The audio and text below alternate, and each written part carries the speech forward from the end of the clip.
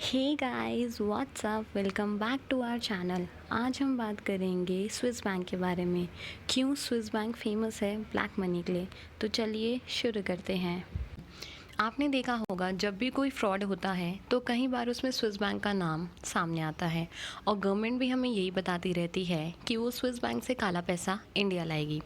तो आज हम जानेंगे कि क्या अमीर लोग और फ्रॉड लोग अपना पैसा स्विस बैंक में रखते हैं और स्विस बैंक में ऐसा क्या है जो कि बाकी बैंक्स में नहीं है।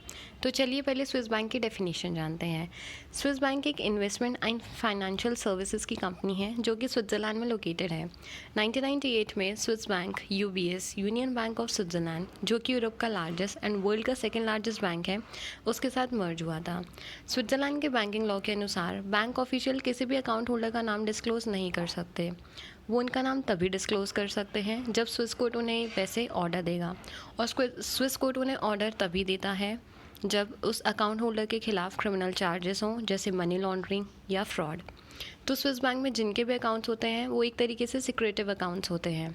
जब भी कोई स्विस बैंक में अपना अकाउंट खोलता है तो उसको केवाईसी प्रोसेस और डॉक्यूमेंटेशन नॉर्मल बैंक्स की तरह ही करने पड़ते हैं, पर स्विस बैंक के अकाउंट्स में अकाउंट होल्डर का नाम और एड्रेस आपको कहीं नहीं दिखेगा। वहाँ पर आपका जो अकाउंट खुलता है वो भी कोड डिजिट में होता है। बैंक के जो बैंक स्टेटमेंट्स और बैंक रिकॉर्ड्स होते हैं उन पर भी अकाउंट होल्डर का नाम और एड्रेस कहीं नहीं होता, जिससे उस अकाउंट होल्डर की आइडेंटिटी सीक्रेटिव रहती है और उस सीक्रेट की वजह से बहुत सारे लोग स्विस बैंक में अपना अकाउंट खोल लेते हैं।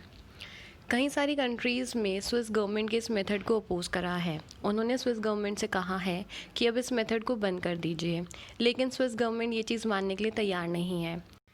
यूबीएस और क्रेडिट स्विस ये दो मेन स्विस बैंक हैं जहाँ पर ज़्यादातर लोगों के अकाउंट्स खोले जाते हैं। वैसे 400 से ज़्यादा स्विस बैंक्स हैं तो कई लोग वहाँ भी अपना अकाउंट खोल लेते हैं, पर जितने भी टोटल अकाउंट स्विस बैंक में खुलते हैं उनमें से आधे से ज़्यादा यूबीएस में खुलते हैं।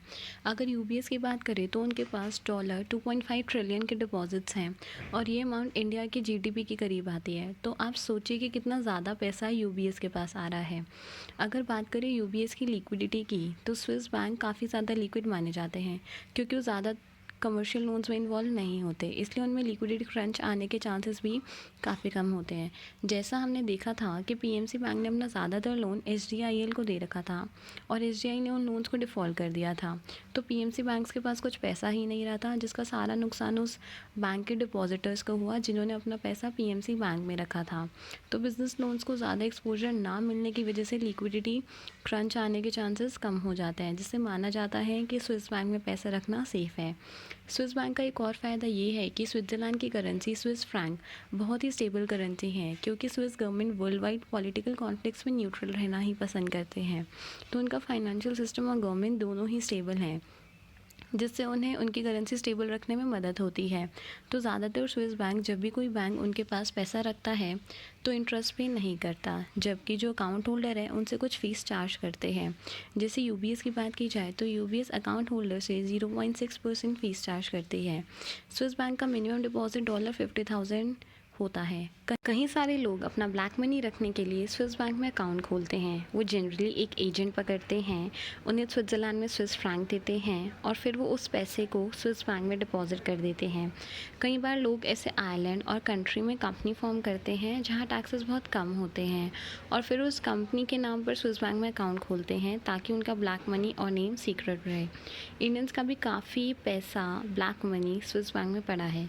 स्विस बैंक से काला पैसा वापस लाना प्रैक्टिकली मुश्किल भी है, क्योंकि स्विस रेगुलेशंस के अकॉर्डिंगली जब तक सामने वाले पर्सन का कोई क्रिमिनल रिकॉर्ड नहीं होगा तब तक वो उस अकाउंट होल्डर का नाम रिवील नहीं कर सकते। That's it from my side, guys. I hope I have cleared all your doubts regarding Swiss Bank. Stay tuned for more videos. Thank you for watching. Till then, stay safe and like the video and do subscribe. Thank you.